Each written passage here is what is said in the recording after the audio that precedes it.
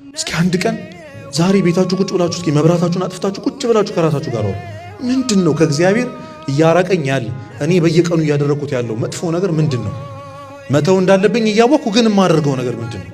ለዩት ይሳቃችሁ። ያን የምንቸገርበትን ነገር እንለየው። ቁጭ ብለን ስለ ጉዳዩ እናስብ። መቼ ነው እንደዚህ አይነት ሰው የሆንኩት? መቼ ነው የጀመርከው ያንን ኃጢአት? ማን ያስለመደ? እንዴት ነው የገባው? ቁጭ ብለን ሪያሊቲውን ፌስ እናድርግ። ሆነን አንድ ቀን ስልካችን ወደ ጎን ወርረን ከራሳችን ጋር እናወራ። ከእግዚአብሔር እያራቀኝ ያለ አንድ ነገር እግዚአብሔር እንድተውለት የሚፈልገው ያ ነገር ምንድነው ብለን እናስብ። ይመጣልናል አይደል? ሰው ሊሆን ይችላል። ጊዜ የለኝም ምናምን ልንል እንችላለን። ትምህርት ይሳቃችሁ ሊሆን ይችላል። የምታጠናው ጥናት መጽሐፍ ቅዱስ እንዳታነብና ጸሎት እንዳታደርግ ወደ ቤተክርስቲያን እንዳትሄድ የሚያደርግ ከሆነ ይሳቅ ነው መተውን ያለብህ። ምክንያቱም እግዚአብሔር እንኳን ከትምህርት ከአባትና ከእናትም ስለሚበልጥ ተናግሯል ክርስቶስ በወንጌል። ማንም ከኔ አብልጦ እናትና አባቱን ቢወድ እህት ወንድሙን ቢያስበልጥ የተረገመ። ከእናት ከአባት በላይ የሚወደድ እግዚአብሔር አይታችኋል። ቅድም ነግሬያችኋለሁ አብርሃም ምን ያህል እግዚአብሔር እንደሚወደው አይደለ? የሚተውለት አምላክ ነው። ብዙ የሚተውለት አምላክ ነው። ብዙ ነገር ሁሉ ነገሩን የሰጠን አምላክ እኮ ነው። ራሱን የሰጠን ክርስቶስ። እንለየው አንድ ቀን ቁጭ ብለን ምንድነው እየሆንኩ ያለሁት? በህይወቴ ምንድነው እያደረኩ ያለሁት? ይህ መንገድ ያዋጣኛል? ክርስቶስን እኮ በየቀኑ እንዲሰቃይ እያደረኩት ነው። ባዳነው ሰው እንዲበደል እያደረኩት ነው። ታውቃላችሁ አንድ ክርስቶስ እንግዲህ የሾህ አክሊሉን ካያችሁት 3000 ነው የሾህ አክሊሎቹ በቁጥር 70ዎቹ ጭንቅላት ውስጥ ገብተዋል፣ ወደ ውስጥ ገብተዋል። ምን ያህል ሊያመው እንደሚችል አስቡ። አንተ ያንን ኃጢአት ስትሰራው ሌላ አንድ 71ኛ ሾህ እየጨመረ በእጅህ በእንጨት እየቆሰቆስክ እንዲያመው እያደረገው ክርስቶስን ድጋሚ እየሰቀልነው ነው ያንን ኃጢአት ስናደርገው። እስከ መቼ ነው የወደደኝ ጌታ ላይ እንደዚህ የሚጨክነው እና እንደዚህ የሚያደርገኝ ነገር ምንድን ነው ብለን አንድ ቀን ቁጭ ብለን ከራሳችን ጋር እናወራ። ከዛስ ያ ክፉ ልማድ ያ ክፉ ኃጢአት ህይወታችን ላይ ያመጣውን ኢፌክት ቁጭ ብለን እናስበው እስኪ። ምን እንዳደረገን፣ እንዴት ከሰው በታች እንዳደረገን፣ መረጋገጫ እንዳደረገን። እውነት ራሳችን መስታወት ላይ ስናየው እኮ ጥሩ ስሜት ነበር ሊሰማን የሚገባው። በዚህ ልክ ራሳችን እንድንጠላ እንዴት እንዳደረገን። ዛሬ ለምሳሌ ቁጭ ብላችሁ ስለ አንድ ጓደኛችሁ ግን ስላደረገው ክፋት በየቀኑ ብታስቡ ነገ ሄዳችሁ ያስጠላችኋል። አይ ሰውዬ ለምን ምኑን ብቻ ስላሰባችሁ። እየሰማችሁኝ ነው? ከደከማችሁ ይቅር ምኑን ካሰባችሁ ነው ያስጠላችሁ። የለ ሰውየው ስለ ኃጢአታችሁ ክፋት አስቡ። ምን እንዳረጋችሁ፣ እንዴት እንደበደላችሁ፣ እንዴት እንደወጋችሁ፣ ያዳናችሁ ክርስቶስ ላይ እንዴት ጀርባችሁን እንድታዞሩ እንዳረጋችሁ አስብ ቁጭ ብለህ። ያን ያስጠላሃል ምን እንዳደረገ ሲገባ። እኛ እኮ ስላልገባ ነው። ይሄ ስልካችን እንዴት መጫወቻ እንዳደረገን፣ እንዴት ገዢ ባሪያ እንዳደረገን ብናቅ ድሮ እንወረውረው ነበር፣ ድሮ እንጥለው ነበር። ያ ሰው ያ ጊዜ እንዴት ከእግዚአብሔር እንዳራቀን፣ ነፍሳችንን በዓይናችን ብናያት እንዴት ጉስቁል እንዳለች ብናይ እናዝንላት ነበር። ፊታችሁ ላይ ማዲያት ቢወጣ እኮ ትደነግጣላችሁ አይደል? ትንሽ ጠቆር ትሉ የሆነ እንደው ግርጥት ብትሉ ትደነግጣላችሁ። አረ የሆነ ክሬም ልቀባ ሰርች ምናምን። ነፍስህን ብታያት እንዴት ልትሆን? ምን ልንሆን ነው ነፍሳችንን ብናያት? ስለዚህ ቁጭ ብሎ ማሰብ ያስፈልጋል። ሶስተኛው መጸለይ፣ ጸሎት። አይኑ በጣም ከባድ ነው። ያንን በጣም የምንጠላውን ኃጢአት ማታ አድርገን ጠዋት ለጸሎት መቆም በጣም ከባድ ነው። በጣም ከባድ ነው። ያቃጭላል። አታፍርም ይላል። አታፍሪም? ምንም እንዳላረገ ሰው ጭራሽ ጸሎት መጽሐፍ ይዘህ እግዚአብሔር ፊት አይንህን በጨው አጥበህ ይላል። ይከብዳል። እግዚአብሔር ይኸውልህ ከመነሳትህ እንጂ ከውድቀትህ ምንም የለው። ልጄ ተነሳልኝ፣ ልጄ ጸሎት ሊያደርግ ተነሳልኝ ነው የሚለው። ዲማታ እንደዛ አድርግ አንተ አይደብርህም የሚል እግዚአብሔር የለም። እንደዚህ አይነት አባት አይደለም እግዚአብሔር። ባደረከው ትላንት ባደረከው ኃጢአት የሚያሸማቅቅህ አባት የለም። እንደዚህ አይነት እግዚአብሔር አይደለም ያለን እኛ። አንድ ሕፃን ልጅ መራመድ የማይችል ሕፃን ልጅ አባ ገብረ ኪዳን ሲያስተምሩ አንድ መራመድ የማይችል ሕፃን ልጅ ድንገት ስኳር ቢደፋ ተነስቶ አንስቶ ቢደፋ እናትየው መራመዱን የሚያስደንቃት ስኳር መድፋቱን የሚያናዳት ለአንተ ለጸሎት መቆምህ ነው እግዚአብሔር የሚያስደስተው። ትላንት ያደረከው ኃጢአት አይደለም። ለሱ ተስፋ ነው። አንድ ቃል ልንገራችሁ፣ ያንን በሕይወታችሁ የምትጠሉትን ኃጢአት ማታ አድርጋችሁ ጠዋት ለመጸለይ አቅም ካላችሁ ምንም ታሸንፋላችሁ። ምንም። እንደዚህ አይነት ሰው በእግዚአብሔር ምሕረት የሚተማመን ሰው አይኑ በጣም ድፍረት ምናምን እንደሚመስል ነጠላሽን አድርገሽ እንዳደረግነው ያንን ኃጢአት እንደሰራ ነው ነጠላችን አድርገን ጸሎት ለማድረግ መነሳት አለብን። ተስፋ እንዳትቆርጡ እና በየቀኑ ስለዛ ኃጢአት እግዚአብሔርን እንለምነው። ሉቃስ 18 ላይ አንድ ባልቴት አለች እና አንድ ሰውን የማይፈራ እግዚአብሔርን የማያፍር አንድ መኳንንት ነበር፣ ሀገረ ገዢ ነበር እና ሁሌ በሩ ላይ ቆማ ፍረድልኝ ፍረድልኝ ፍረድልኝ እያለች ትለምነዋለች። ሁሌ እኮ ነው፣ ተስፋ አትቆርጥም። ሰውየው ሰውን የማያፍር እግዚአብሔር የማይፈራ ነው። ምንም አይመስለውም፣ ደንታ የለውም፣ ምንም አይመስለውም። እሷስ ተስፋ አትቆርጥም። የሆነ ቀን ስለ ንዝናዜዋ ሲል ፈረደላት። ስለምኗ? ስላዘነላት፣ ፍርዱ እንደሚገባት ስላወቀ ነው። ስለምኗ ነው? በቃ ነዘነዘችው። ፊቷን ማየት አይፈልግም። ለዛ ብሎ ፈረደላት፣ የምትፈልገው ሰጣት። ይሄ ሰውን የማያፈር እግዚአብሔር የማይፈራ መኳንንት እንዲህ ካደረገ የሞተልን ክርስቶስ ስለ አንድ ጉዳይ ብነዘነዘው እሺ አይለን? እንለምነው ስለዛ ጉዳይ።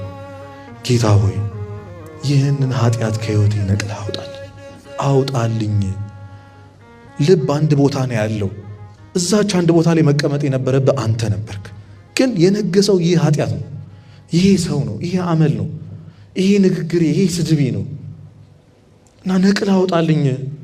ካንተ የሚበልጥ ነገር ሕይወቴ ላይ አይኑርብኝ። ጌታ ሆይ ሁልጊዜ እለምንሃለሁ፣ በፊትህ ሰግጄ እያለቀስኩ እለምንሃለሁ። ከዚህ ውጪ ሌላ ርዕስ የለኝም።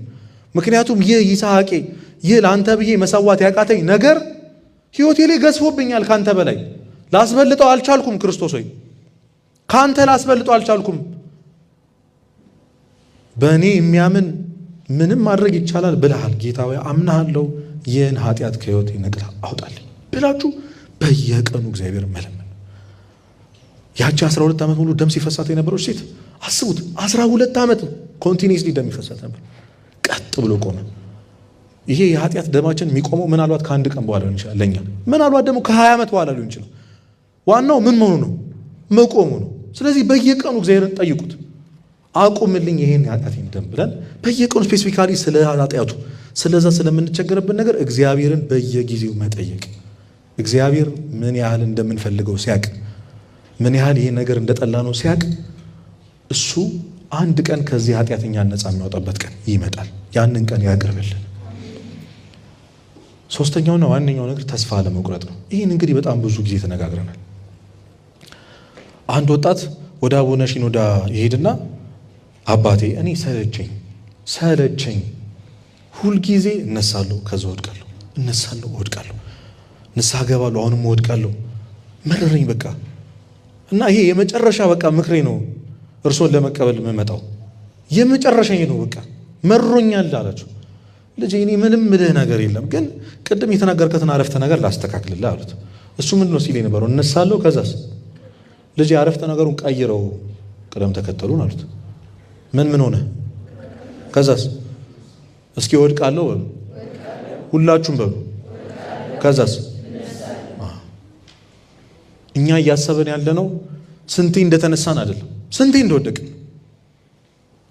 ስንቴ እንደወደቅን ነው እያሰብን ያለነው።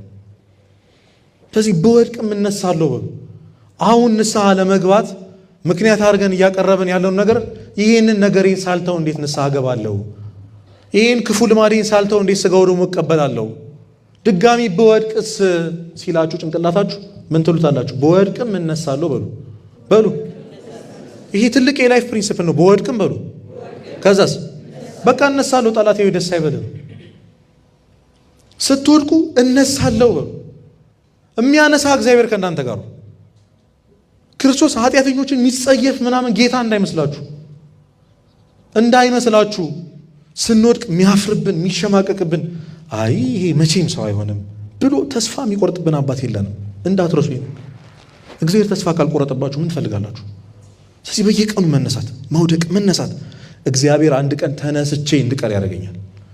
ደግሞ ምስክር ሰጥቶናል እኮ ኦግስቲን ምን አለ? ጌታ ሆይ እቀርብሃለሁ፣ ኃጢአቴ ታርቀኛለች፣ እቀርብሃለሁ፣ ኃጢአቴ ታርቀኛለች አለ። ግን ተስፋ ቆርጬ ደግሞ የሆነ ቀን ልርቅህ ስል የሆነ ቀን ያቀመስከኝ ፍቅርህ ትስበኛለች አለ። እንደው ምንም ብንወድቅ ኃጢአተኛ ብንሆን የሆነ ጊዜ ጎበዝ አልነበርንም? ትዝ አይላችሁም? እነዛ ሳምንታት የሆነ ጊዜ እኮ ጸሎት ማድረግ ጀምረን ነበር አይደል? የሆነ ጊዜ ጸበል እንዴት ነበር? የሆነ ጊዜ ጥሩ ነበር። የሆነ ጊዜ ትተነው ነበር ኃጢአቱን። የሆነ ጊዜ ንስሐ ገብተናል ተሳክቶልን። የሆነ ጊዜ ቆርበናል። ያቺ ቀን ተስፋችሁ ትሆናችሁ። ማድረግ እንደምትችሉ ተስፋችሁ ናት ያቺ ቀን። እኔ እኮ የሆነ ቀን ተነስቼ አውቃለሁ በሉ። ለእኔ አዲስ አይደለም መውደቅ፣ መነሳትም አዲስ አይደለም። አውቀዋለሁ ጣዕሙን። እግዚአብሔር ሰዎችን ያለ ተስፋ አይተውም። ምንም ቢሆን ጎበዝ የነበርንበት የሆነ ቀን ነበር። ያቺን ቀን የመነዘራችሁ ኑሩ። እንዲች ብላችሁ ተስፋ እንዳቆርጡ በፍጹም። በተለይ በመንፈስ ሕይወታችሁ ተስፋ እንዳቆርጡ። ምንም ብትቆርጡ በእግዚአብሔር ተስፋ እንዳቆርጡ። እሱ ሁልጊዜ ባለበት ቆሞ የሚጠብቅ አምላክ ነው። አዎ በጣም ርቀነዋል። ወደኋላ ዞር ብለን ስናየው የራቅነው መንገድ በጣም ሩቅ ነው፣ ግን ባለበት ነው የቆመው። ወደኋላ አላፈገፈገም። እሱ አለ። ክርስቶስ ትተነው በሄድንበት ቦታ ቆሞ የሚጠብቀን ብቸኛው ራሱ ክርስቶስ ብቻ ነው። እጁን ዘርግቶ በየቀኑ የልባችን በር እያንኳኳ የሚጠብቅህ ክርስቶስ አለ። እስክትነሳ ብቻ የሚጠብቅ፣ ለምን ወደቅ ሳይሆን ለምን አልተነሳህም የሚልህ ማለት ነው። ስጠብቅህ ነበር እኮ የሚልህ አምላክ አለ። ለማን ብላችሁ ነው ተስፋ የምትቆርጡት?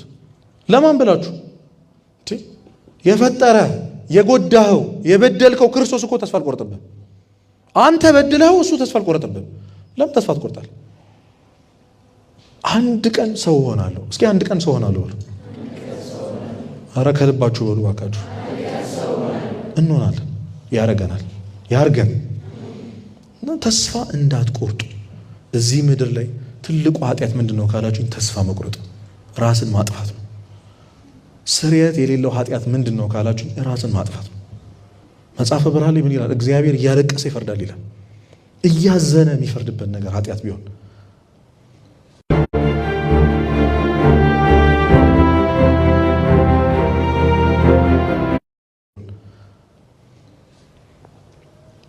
ዝር እንዳይል የሀሳብ ጭንቅላታችሁ ዝር እንዳይል መኖር ይሻላል። እሺ ደግሞ ትንሽ ኑሩ። እውነት ትንሽ መኖር መልካም ነው። እግዚአብሔር ለምን በዚህ በወጣትነታችሁ ያለ እድሜያችን እኮ ነው አይደል? በዚህ እድሜያችን እኮ እኛ መቦረቅ ምናምን ነበር የነበረብን። እንደዚህ አይነት ነገር እንኳን ነበር ማሳለፍ የነበረብን አይደለ? አልነበረም እኮ።